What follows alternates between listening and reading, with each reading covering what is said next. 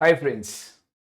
बेटा, सबसे पहले आज की क्लास का एक मोटिव है कि आप लोगों को ओएमआर शीट, यस बच्चा, जैसे आप जानते हैं सीए फाउंडेशन मैथ्स और इको के एग्जाम में आपको ओएमआर शीट मिलेगी। आप देखोगे मैंने आपके सामने सारी शीट प्रेजेंट करी है। आपको उस शीट में मार्किंग्स कैसे करनी है और आपने आंसर उस पे कैसे करना है, आज की क्लास का बेसिक मोटिव यही है। ठीक है। और साथ ही साथ मैं आप लोगों को कुछ इंपॉर्टेंट इलस्ट्रेशंस, इंपॉर्टेंट क्वेश्चंस बताऊंगा और आपको टिप्स बताऊंगा कि लास्ट मिनट हम लोगों ने कौन कौन से क्वेश्चंस करने हैं, किस ऑर्डर में हमने मैथ्स के सारे चैप्टर्स का प्रिपरेशन करना है, कौन सी इलस्ट्रेशंस, कौन से क्वेश्चंस करने हैं, उसका एक प्रॉपर मैंने पैटर्न आपको आज बना के दिखाना है। चलिए पहले स्टार्ट करते हैं बेसिकली कि भाई ओएमआर शीट पे आंसर कैसे लिखना है। देखिए, दो चीजें आपको चाहिए होगी ओएमआर शीट के लिए जब आप मैथ्स के एग्जाम के लिए जाओगे। एक, ब्लैक बॉल पॉइंट पेन। अच्छे से सुन लीजिएगा, हमें चाहिए होगा black ballpoint pen, right. और साथ में हमें एक साथ में चाहिए होगा बच्चा एचबी पेंसिल, प्रॉपर पेंसिल, जिससे हम प्रॉपर डार्क सर्कल्स कर सके, राइट। तो ये दो चीजें अपने साथ लेके जानी नहीं भूलनी, स्पेसिफिकली मैथ्स और इको के एग्जाम्स के लिए। ओके। अब जैसा आप देख रहे हो, एक ओएमआर शीट का सैंपल मैंने आपके सामने प्रेजेंट करा है। सबसे पहले जब आप ये रोल नंबर लिखोगे बॉक्सेस में, सपोज आपका रोल नंबर है 235167 फॉर एग्जाम्पल, तो आपने ब्लैक बॉल पॉइंट पेन के साथ इस बॉक्सेस को फिल करना है।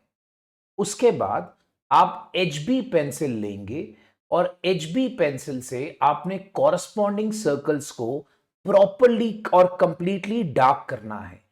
याद रखिएगा, ओएमआर एग्जाम जो होता है वो मशीन चेक पेपर होता है। प्लीज सर्कल्स को प्रॉपरली फिल करेंगे। Half filled circles will not be actually captured by the machine. So please कोशिश करिएगा, जैसे फॉर एग्जाम्पल मेरा पहला है 2, तो मैं 2 को प्रॉपरली एचबी पेंसिल के साथ मार्क करूंगा। नेक्स्ट है 3, 3 को मैं प्रॉपरली एचबी पेंसिल के साथ मार्क करूंगा। फिर है 5, मैं 5 को प्रॉपरली एचबी पेंसिल के साथ मार्क करूंगा। Make sure your circle is completely filled. HB pencil के साथ साथ एक चीज जो आपको मैथ्स के एग्जाम में बहुत ज्यादा जरूरी होगी, that will be your eraser. Obviously eraser आपको चाहिए होगा, बिकॉज अगर आपने कुछ गलत कर दिया तो आप हल्का सा उसको प्यार से इरेज करके दोबारा से सर्कल्स को फिल कर सकते हैं।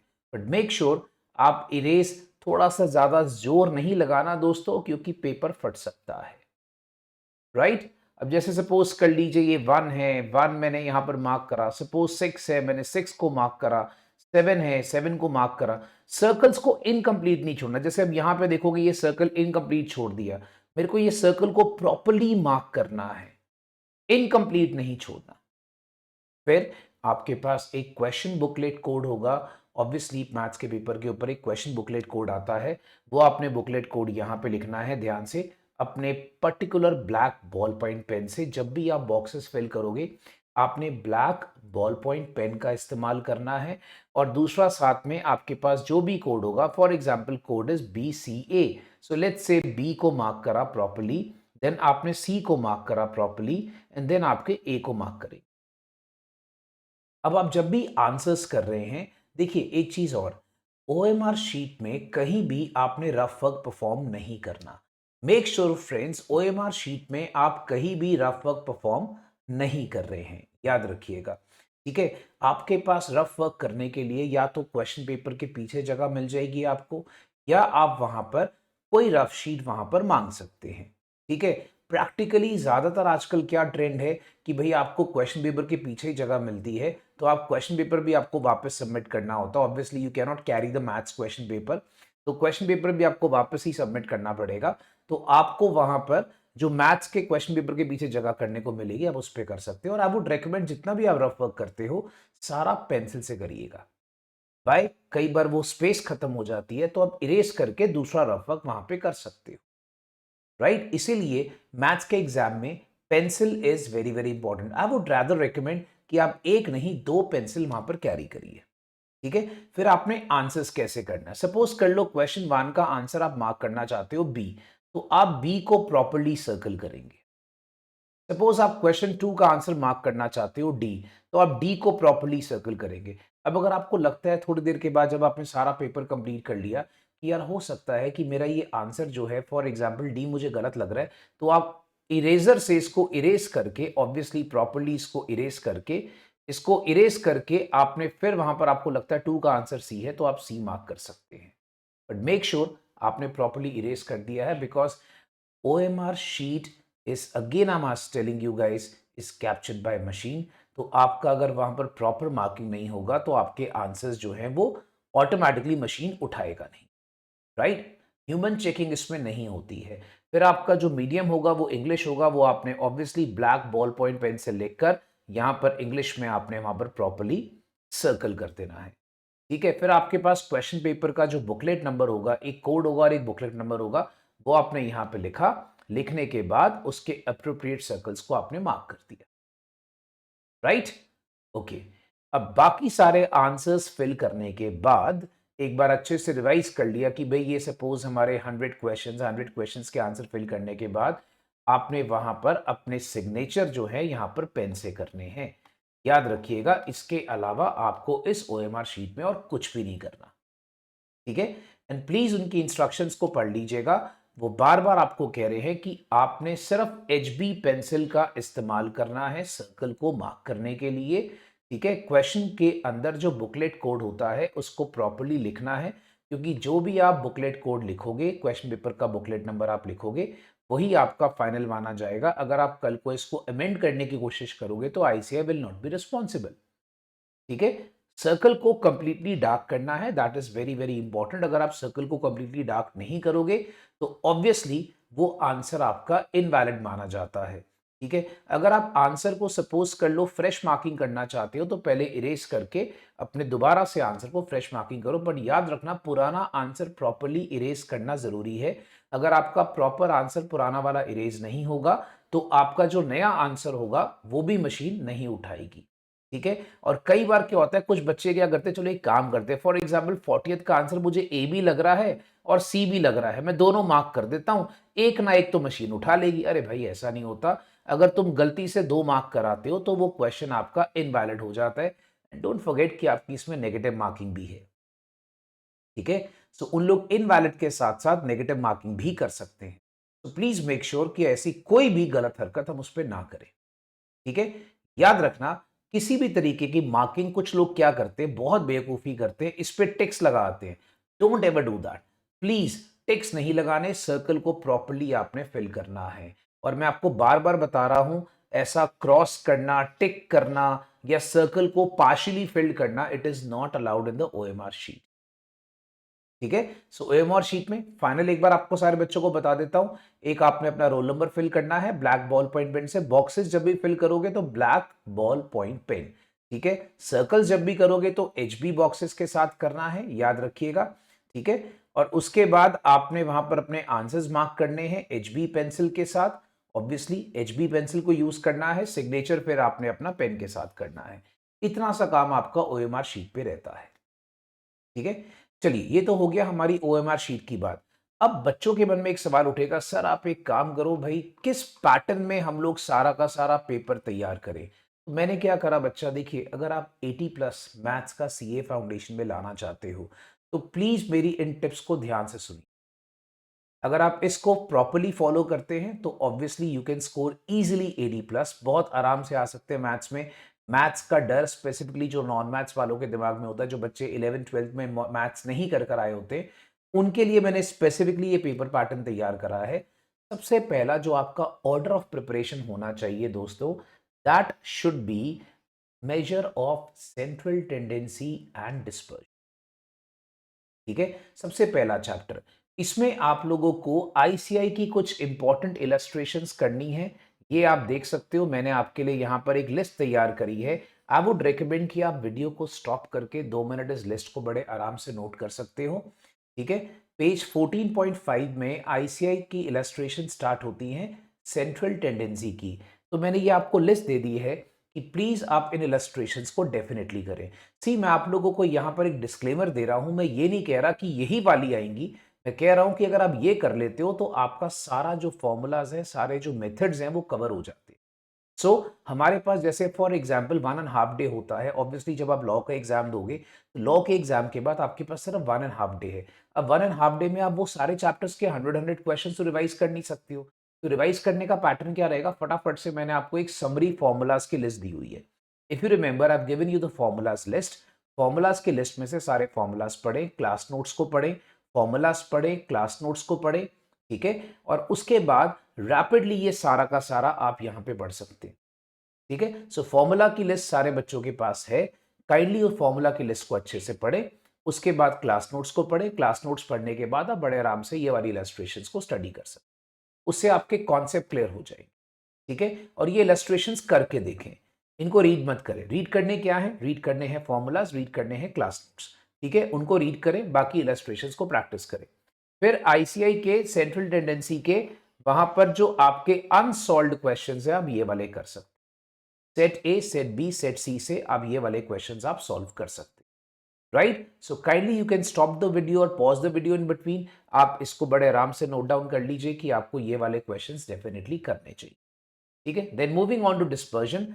डिस्पर्जन आप जब करोगे तो बेटा कुछ इंपॉर्टेंट इलस्ट्रेशंस पेज 14.33 ऑनवर्ड से स्टार्ट होती हैं। तो ये बच्चा मैंने आपके लिए लिस्ट बनाई है एक छोटी सी, कि पेज 14.33 ऑनवर्ड से ये वाली इंपॉर्टेंट इलस्ट्रेशंस आप कर लीजिए। और जो अनसॉल्व्ड क्वेश्चंस हैं वो आप ये वाले कर सकते हो, सेट ए, सेट बी और सेट सी, ठीक है। जैसा कि आप जानते हैं हमारे आईसीए के मॉड्यूल में सेंट्रल टेंडेंसी का चैप्टर और डिस्पर्जन का चैप्टर अलग अलग गिवन है, आप उसके अकॉर्डिंगली कर सकते हैं। रही बात एडिशनल क्वेश्चन बैंक की, एडिशनल क्वेश्चन बैंक में थ्योरी के क्वेश्चंस आते होते हैं ज्यादातर। अगर आप देखोगे जो हमारे additional question bank, I am sorry, additional question bank से ज्यादातर आपको थ्योरी के क्वेश्चंस आते होते हैं।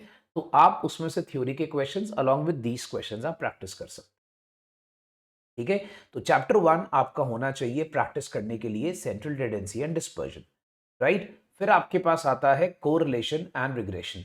कोरिलेशन रिग्रेशन आपका चैप्टर 2 होना चाहिए, बिकॉज स्टैट्स बहुत स्कोर करवा के देता है हम लोगों को। तो हमें लाइक इसी तरीके से प्रिपरेशन अपना रखना चाहिए।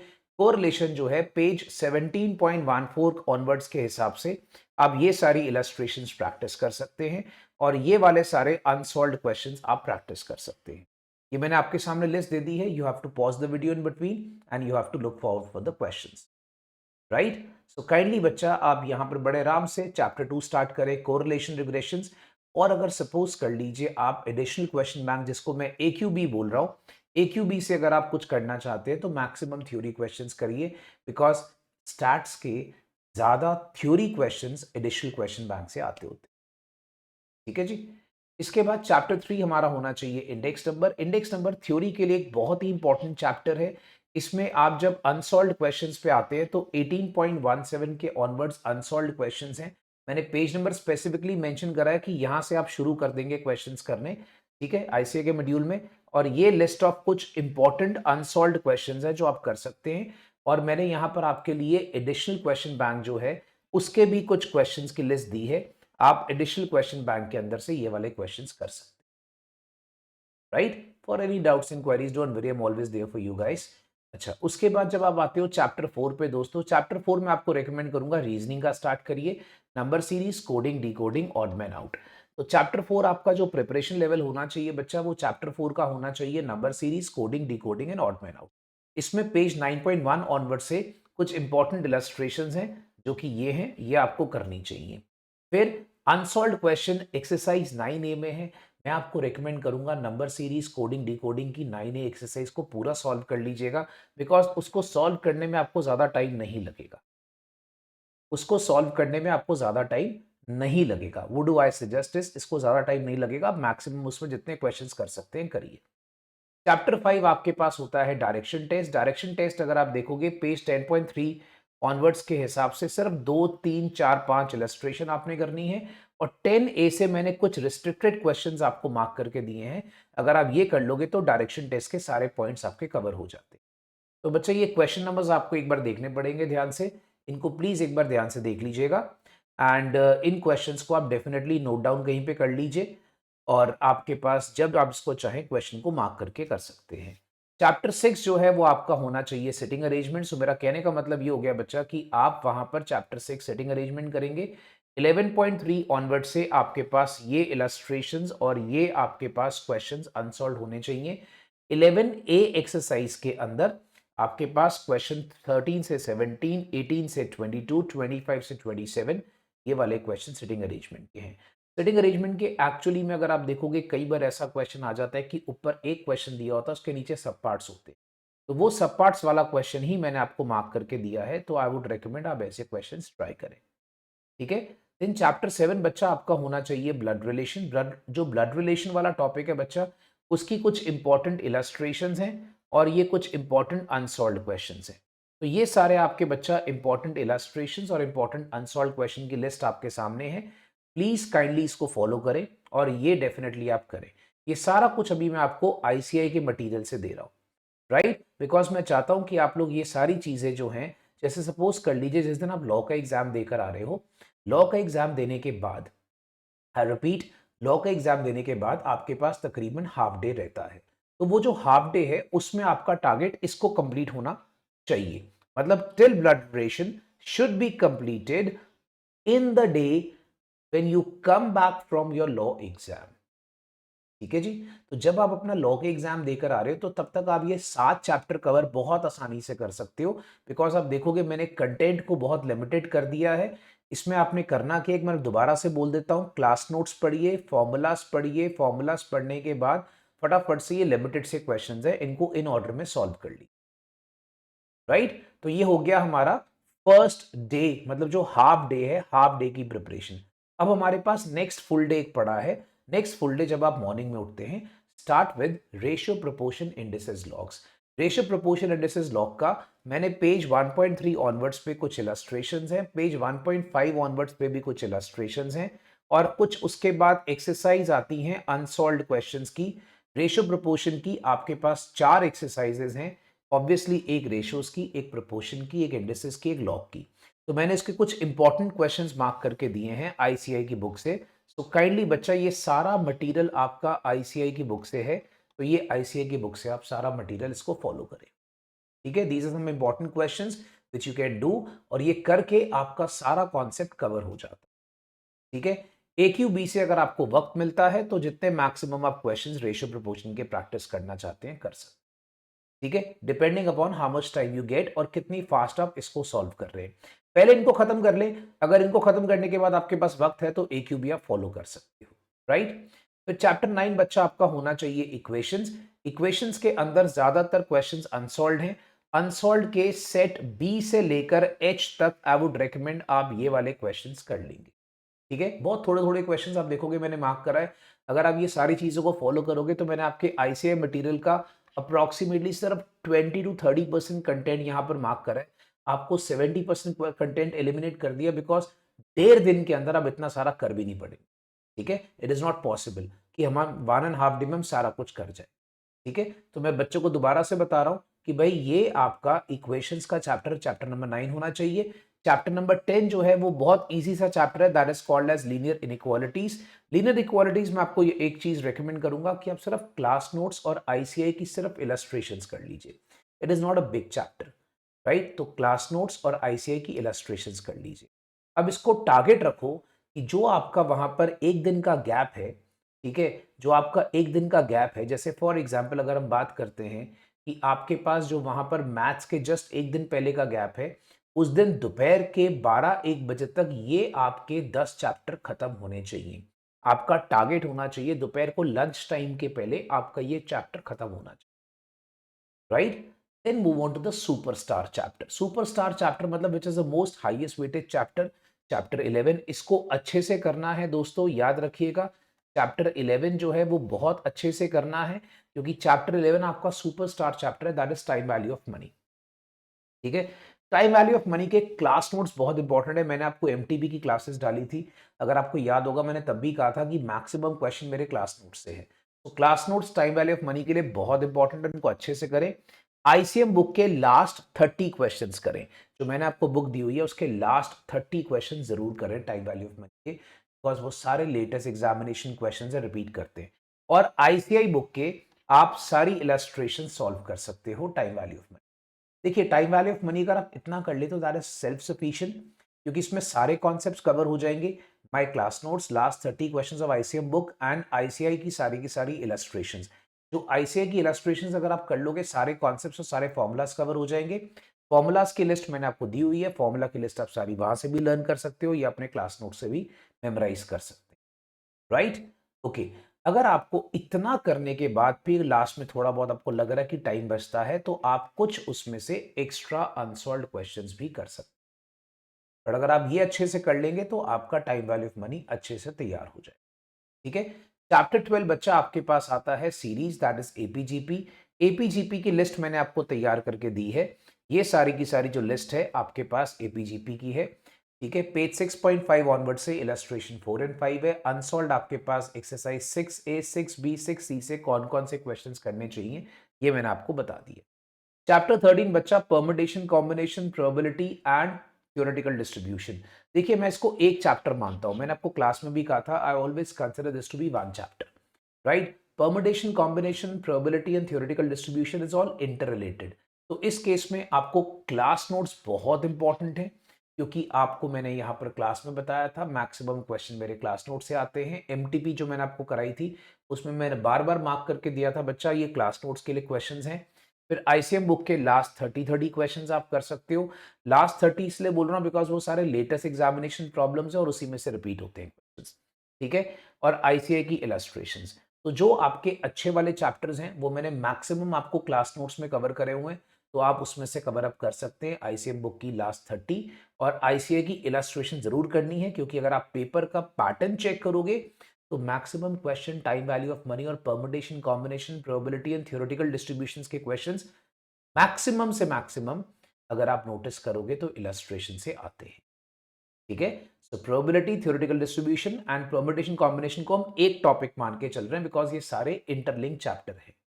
ठीक है, तो मेरे ख्याल से अगर तुम यहां तक करते हो, तो अगर आप टारगेट रखते हो तो उस दिन शाम को 6 बजे तक अगर मैं लेके चलूं, शाम को 6 बजे तक या 7 बजे तक मैक्सिमम आपका ये काम खत्म होना चाहिए, right? Then we have set relation functions. देखिए सेट रिलेशन फंक्शन सारा आईसीआई के मटेरियल से आता है, मैंने क्लास में भी इसमें कहा था कि आप सिर्फ आईसीआई का मटेरियल करिए और कुछ करने की जरूरत नहीं है। तो सेट मटेरियल फंक्शन जो सेट रिलेशन फंक्शंस हैं, इसमें आप जितने क्वेश्चन आईसीआई की बुक से कर सकते हो कर लो, जितने क्वेश्चंस आईसीआई की बुक से कर सकते हो कर लो। ठीक है, याद रखिएगा। And then we should have gone for chapter 15 calculus. अब कैलकुलस के लिए मैं आपको बात करूंगा बच्चा, स्टूडेंट दो तरह के होंगे, एक नॉन मैथ स्टूडेंट्स। जो नॉन मैथ स्टूडेंट्स हैं उनको मैं रेकमेंड करूंगा क्लास नोट्स को दोबारा से अच्छे से प्रैक्टिस कर, लिख लिख कर। ठीक है, सिर्फ देखना नहीं है, लिख लिख कर दोबारा से प्रैक्टिस कर ले। कैलकुलस कुछ बच्चे एक ताक में होते हैं, सर 2 या 3 नंबर का चैप्टर है छोड़ जाते हैं, भाई मैं रेकमेंड नहीं करता। अगर हमारे पास प्रिपरेशन लेवल अच्छी सी है, क्लास नोट्स में से अच्छे से कर सकते हैं। और मैथ स्टूडेंट्स को तो मेरे ख्याल कुछ कहने की जरूरत नहीं, बिकॉज उन्होंने 11th 12th में बड़े अच्छे से कैलकुलस करा होता है, तो उनको कैलकुलस में इतना दिक्कत नहीं आएगा। बेसिकली कैलकुलस जो है वो टफ लगता है नॉन मैथ स्टूडेंट्स को, बिकॉज एक साथ सारे फॉर्मूलाज मेमोराइज करने पड़ते हैं, विच इज थोड़ा सा difficult for them, I understand that. But फिर भी आप अगर खाली क्लास नोट्स को अच्छे से कर जाएंगे तो आपको कैलकुलस में दिक्कत नहीं आएगी। Then we have a theoretical chapter that is called as chapter 16 statistical description of data. इसकी थ्योरी और इसके क्वेश्चंस आईसीआई बुक से करने हैं। मैं आपको रेकमेंड करूंगा कि ये सारी चीजें ना आप लोग इसी ऑर्डर में फॉलो करेंगे तो आपको प्रॉब्लम नहीं होगी। ठीक है, इसी ऑर्डर में अगर आप फॉलो करते हो तो आपको प्रॉब्लम कभी नहीं होती, राइट? और दो बातें दिमाग में और रखिएगा, ये सारे के सारे 16 पार्ट्स जो मैंने आपको बनाए हैं, कोशिश करिएगा कि ये मैक्सिमम रात को 10 PM तक आपके खत्म हो जाने चाहिए, after taking all the breaks in between. ठीक है, देन आधा पौना घंटा माइंड को रिलैक्स करने के बाद have a good dinner and all that. Suppose आप 11 PM एक बार दोबारा से सारे फॉर्मूलाज को रिवाइज करके आराम से रिलैक्स कर सकते हो। ठीक है, सो बच्चा अगले दिन आपका 2 बजे एग्जाम है, तो आपके पास नेक्स्ट डे मॉर्निंग का भी टाइम है ऑब्वियसली, तो नेक्स्ट डे मॉर्निंग का भी आपके पास टाइम होगा। तो अगर नेक्स्ट डे मॉर्निंग में भी अगर आप इसको ले जाते हो, मान लीजिए रात को 11 बजे नहीं खत्म होता, सुबह आपका 6 बजे, 7 बजे, 8 बजे तक भी खत्म होता, तब भी बहुत है, राइट? सो अगर आपके पास नेक्स्ट डे वो 8 o'clock तक भी खत्म हो रहा है, then it is also very sufficient. ठीक है, then even then you have some time to study. So मैं आपको रेकमेंड करूंगा keep on revising formulas formulas and formulas. अच्छा, अब जब आप पेपर अटेम्प्ट करोगे, देखिए एक चीज याद रखिएगा, मैथ्स का जब आप पेपर अटेम्प्ट करते हो, बच्चे क्या करते हैं, वो एक टारगेट लेके नहीं चलते। मैं आपको एक चीज बता रहा हूं, आपके पास याद रखना इसमें 2 घंटे हैं। पहली बात तो एक जो हम लोग लॉ और अकाउंट्स का पेपर देने के बाद एक हैंगओवर होता है ना कि 3 घंटे हैं, भाई 3 घंटे तुम्हारे पास 2 घंटे हैं। याद रखिएगा you have only 120 minutes in hand, and 120 minutes में आपको दोस्तों 100 क्वेश्चंस आंसर करने हैं। 120 मिनट्स में आपको 100 क्वेश्चंस आंसर करने हैं। तो बच्चा इसी तरीके से याद रखिएगा, 120 मिनट्स 100 क्वेश्चंस, ठीक है। तो एक आप एवरेज मान के चलो कि मैक्सिमम से मैक्सिमम आप एक क्वेश्चन को 1 मिनट ही दोगे, और आपको किसी भी हालत में 100 मिनट्स में अपना पेपर खत्म करना है। बच्चा लास्ट के 20 मिनट्स अपने पास बचा के रखना for again revising the entire paper. क्योंकि जैसे मैंने आपको बताया कि कई बार ऐसा होता है, हमें लगता है ये आंसर हमारा आ गया है क्योंकि ऑप्शन में वो आंसर होता है, बट जब आप दोबारा रिवाइज करोगे तो आपको अपनी गलतियों का पता लगेगा। तो अपना जब पेपर अटेम्प्ट करोगे तो आपने फर्स्ट फैक्टर याद रखना है, average 1 minute for each question. 100 minute में क्वेश्चन खत्म करने हैं मेरे को, और 20 मिनट्स मुझे लास्ट में रिविजन के लिए जरूर रखने हैं, ठीक है, पहली बात। जो एक और फैक्टर होता है जो हम लोग यहाँ पर कभी कंसिडर नहीं करते, हम कई बार एक क्वेश्चन में अड़ जाते हैं, उस पर लगे हुए। डोंट एवर डू दिस, उस पर ओवर टाइम मत स्पेंड करिए, ठीक है। अगर आपको लग रहा है कि वो क्वेश्चन आपका बहुत ज्यादा टाइम कंज्यूमिंग है, shift on to the next question. और अगर मान लीजिए कोई एक आध क्वेश्चन आपसे नहीं हो रहा, देखिए मैं आपको एक चीज की गारंटी बोलता हूं, 100 क्वेश्चन में से अगर आप बोलोगे कि मैं 100 के 100 पूरे अटेम्प्ट कर रहा हूं, वो कई बार पॉसिबल नहीं होता। I am not discouraging you, that is absolute fact. ये नॉर्मली टीचर्स आपको नहीं बताते हैं, बट मैं आपको फैक्ट बता रहा हूं कि अगर आप ये सोच के चलोगे दोस्तों कि 100 के 100 क्वेश्चन में अटेम्प्ट कर रहा हूं, इट इज नॉट ऑलवेज, ठीक है। तो सपोज कर लीजिए आपके 5 या मैं कहता हूं 10 क्वेश्चन छूट रहे, कोई बात नहीं। अगर आप 90 भी अटेम्प्ट कर रहे हो तो इतना कॉन्फिडेंस से 90 को अटेम्प्ट करो कि भाई आपके 90 जो हैं वो आपको नेगेटिव मार्किंग में ना ले जाए, राइट। गलत अटेम्प्ट करने के पहले सोच लेना कि आपके 4 गलत होंगे तो आपका एक नंबर कैंसिल हो जाएगा, because 1 incorrect question will make you lose 0.25 marks. तो 4 गलत मतलब एक क्वेश्चन खत्म, 1 मार्क खत्म, याद रखिएगा। सो अगर आप 90 भी अटेम्प्ट कर रहे हैं with confidence, that is very good, ठीक है। सो यहां पर करेक्ट अटेम्प्ट करना ज्यादा मैटर करता है। तो सिंपल सी बात है, मैथ्स के पेपर में आपकी क्वालिटी ऑफ पेपर मैटर करता है, क्वांटिटी मैटर नहीं करता, ठीक है। सो ये बातें दिमाग में रखिएगा। सो अगर सपोज कर लीजिए कोई एक क्वेश्चन नहीं निकल रहा, उसमें नर्वस हो गए और आगे जो आते हैं उसमें घबरा गए, never get nervous in maths paper. Be confident, maths का पेपर बहुत ईजी आता है और बड़े मीडियोकर लेवल का होता है, because maths is only there in CA foundation, आगे चल के मैथ्स है ही नहीं, right. So this is the only hurdle of maths which you have to cover. तो गाइस मैथ्स का पेपर बहुत इजी होता है, और मैं बच्चों को रेकमेंड करूंगा जो स्पेसिफिकली +1 +2 में मैथ्स नहीं कर कर आए होते हो, मैं रेकमेंड करूंगा स्टैट्स और रीजनिंग के पोर्शन पे ज्यादा फोकस करें, क्योंकि आपका स्टैट्स और रीजनिंग अगर स्ट्रांग होगा तो आपका मैथ्स अपने आप स्ट्रांग हो जाए, ठीक है। सो अगर आप यहां पर सपोज कर लीजिए स्टैट्स में सपोज 40 मार्क्स में से मैं लेके चलता हूं कि आप 30 स्कोर कर सकते हो। रीजनिंग में जैसे हम कहते हैं एलआर में, अगर सपोज कर लीजिए मैं कहता हूं भैया आपके पास 20 मार्क्स का रीजनिंग है, मैं कम से कम कहता हूं कि यार आप कम से कम 10 स्कोर कर लो, मैं कम से कम लेके चल रहा हूं। वैसे 20 में से 10 बहुत कम है, बट मैं मिनिमम मार्क्स लेके चल रहा हूं, तब भी आप 40 खाली इसमें से स्कोर कर सकते, राइट। तो I'm taking the least number of marks, obviously reasoning में आप ज्यादा स्कोर कर सकते हैं, बट मैं मान के चल रहा हूं कि यार कम से कम, ठीक है। सो 40 तो आप यहीं से उठा सकते हो। तो जो पासिंग मार्क्स है कि आपको 40 लेकर आने हैं, 40 तो आप यहीं से उठा लोगे। बाकी अगर आप मैथ्स में थोड़ा टीवीएम में, और सपोज कर लीजिए रेशियो प्रोपोर्शन में, और अगर सपोज कर लीजिए सीरीज वगैरह के चैप्टर्स में भी थोड़ा फोकस ज्यादा कर लोगे, तो आप बड़े आराम से मैथ्स में 70-80 तक लेके जा सकते। तो मैथ्स में मार्क्स स्कोर करना it's not a big deal. Maths में बच्चा आपका स्मार्ट वर्क काम करता है, याद रखिएगा। So be smart in attempting maths paper, right. I hope the video is useful for you guys. और मैंने आपको ये जो लिस्ट दी है इसको आई होप बच्चों ने प्रॉपर्ली सारा नोट डाउन कर लिया है। एक एक ऑर्डर को फॉलो करिए और लिस्ट को प्रॉपर्ली आप दोबारा से वीडियो को पॉज करके स्क्रीनशॉट ले सकते हैं। Whatever the wish is yours. ठीक है guys, thank you so much, may God bless you, bye bye and all the best. God bless you guys.